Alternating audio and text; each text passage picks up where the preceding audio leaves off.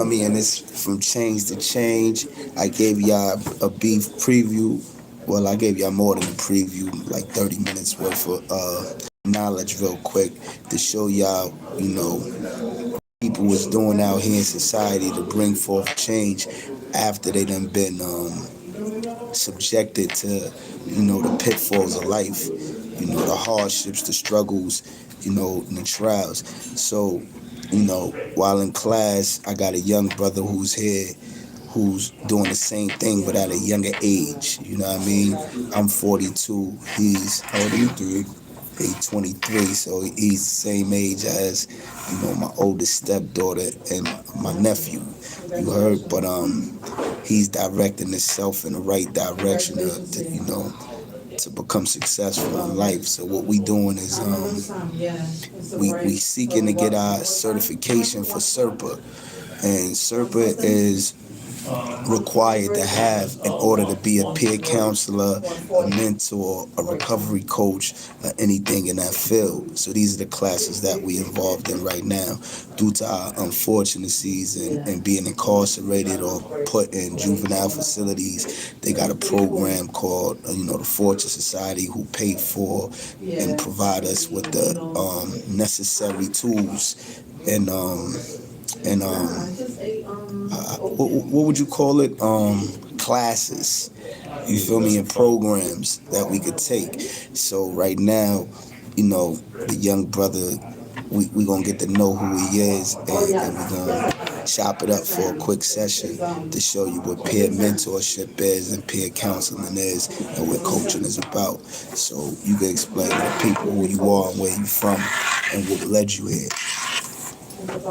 Ace. I'm from My Haven Projects. I'm at the Fortune Society program because I'm in the ATR program, which is alternative to incarceration. Basically, I mean that I'm on papers right now and I got time on my head, and I basically got to complete a certain program, or else I got to go do my time up north. So I'm taking advantage of this program too. So basically, do something with myself, so I don't gotta crash out and do some crazy shit trying. Get it another way. And right now, what's going on is this, right? The brother's in a situation where the courts could either put him incarcerated or redirect him. You feel me? So he put him in a program to help him better himself. So me right here is volunteer work that I've been providing to the communities on creating a change. That's why the name of my podcast is From Change to Change. You understand what I'm saying? We all are here to better ourselves. He's here for whatever reasons that led him to being here. But the positive thing about it is that I'm here. You feel me? And with me being here, I'm gonna help him keep himself focused and grounded on what he got to do. That's right. You understand what I'm saying? So, just to drop, just to ask you these questions. What was the influences in your life that caused you to go to the streets? What influenced you to do that?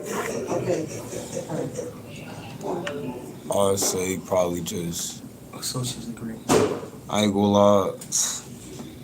Growing up, how we grew up, like first you start off as fighting other kids from down the blocks, fighting the kids from the other jacks, for me, and then the fighting could escalate to somebody picking up a gun, and then from there it's a whole nother situation. It could be people that you knew that you used to hang with forever. These are people that been in your cribs, that know your family, that you beefing with now. For me, so it's like another thing too, like seeing the older bros getting to it, how they was getting it, not having my father in my life. So seeing the older bros, my older brother, how they was living. So basically survival and social circumstances pushed you into the street life and embracing a culture that actually dealt with negativity and violence that put you in a position. These are conditions that we all suffer from. That every black male that come in urban environments and poor communities or from the hood. You feel me? We suffer from these things, having lack of fathers, having no jobs, no good role models, nobody there to point us in the right direction. So now we fall victim to the things that surrounds us. The individuals that's out in the streets, the individuals that's selling drugs, the individuals that's gang banging. You know what I mean? So we become a product of our environment. So right now he's 23 years old. When I was his age, I was in Attica Correctional Facility. No, pardon me, I was in Auburn Correctional Facility up north. My time was already taken from my opportunity to change at that point was already stripped from me, like many other brothers who lost all their years at a young age. So right now I feel is my objective, is my responsibility and duty to help a brother like him who has the insight, who has the knowledge, who has the wisdom, and is clearly have the discipline, you know what I mean, to create that change. So I'm gonna get to the next topic. Do you feel that hip hop is a negative or positive influence on the youth? How do you feel about hip hop? I think the drill scene in particular just, for me, it just changed everything. Cause it's like you could get killed for just dissing somebody. Like I don't think they was really killing people for just dissing before. Like y'all would, for me, that was like competition. I was like friendly competition, like for me. But like now you could die for dissing. Like it's different now. Like social media, people egos get turned up to the max. It's different now. Yeah, so like I'm gonna clarify something, right? I'm an '80s baby, right? I grew up in an era where hip hop was about exploiting and exposing the conditions, our suffering conditions, but in a positive light.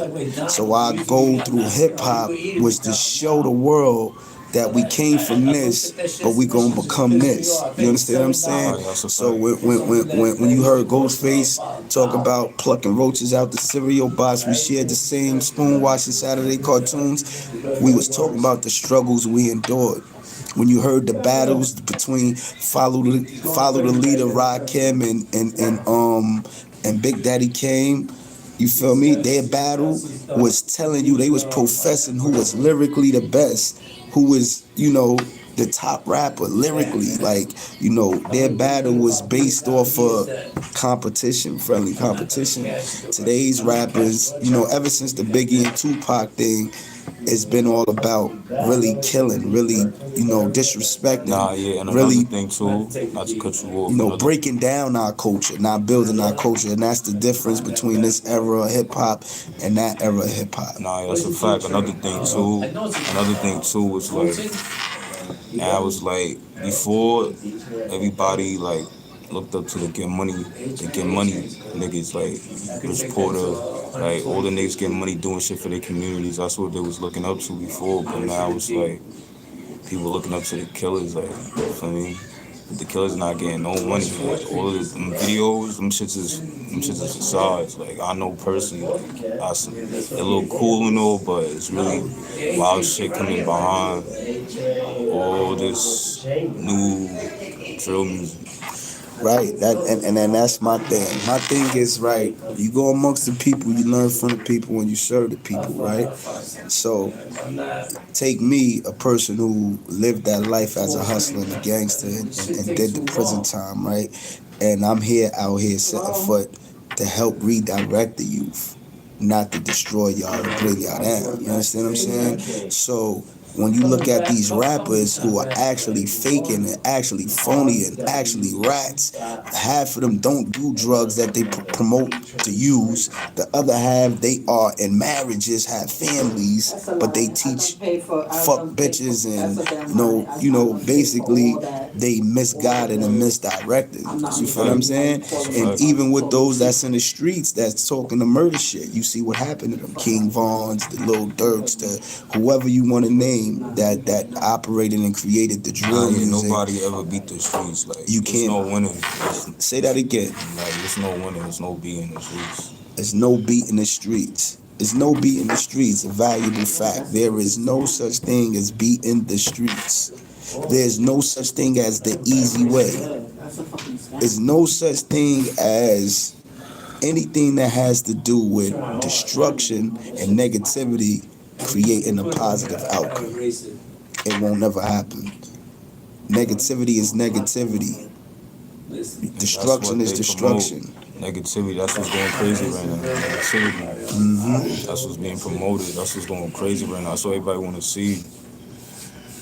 But we need some new influences, like more positivity. Yo, there's no hot thing on that. Yo, look, check it out. What we gonna do is we gonna keep uplifting the youth. We gonna keep recovery first. You know, coaching is the key. Aiding and guiding is the focus. You know, creating a more positive environment is the goal. You know, tap in. Like I said, like, share, subscribe to my channel. It's Loaf Lyfe Manny, Liddy. You know, living inspiration transforms troublesome youth. Like and share, subscribe. Also, if you want to drop some bread, hit the Cash App. It's Loaf Lyfe Manny 59, LOAFLYFEMANNY 59, and all money is directed to the foundation. Nothing goes in my pocket. Everything goes towards whatever events I throw or whatever it is that I have, you know, towards giving back to the communities, to the youth. Check in. Salute to all. You got anything you want to say before we end out? Stay positive. Stay positive, man. Stay positive. That's what he said, man. Move forward. You know, if you got a talent, use it. Don't be afraid to stand out. Don't try to fit in. Fitting in is not the way. That's not the way of a leader. That's not the way of anybody of position of power and authority. Standing out is the key. You know what I mean? Seek the light. You know what I mean? Put God first. Put your family first, and strive forward. Keep your head up and stay 10 toes down. Chin up, chest out, back straight, eyes direct, stand firm, speak with authority, man up, woman up, Loaf Lyfe, Liddy. Let's go.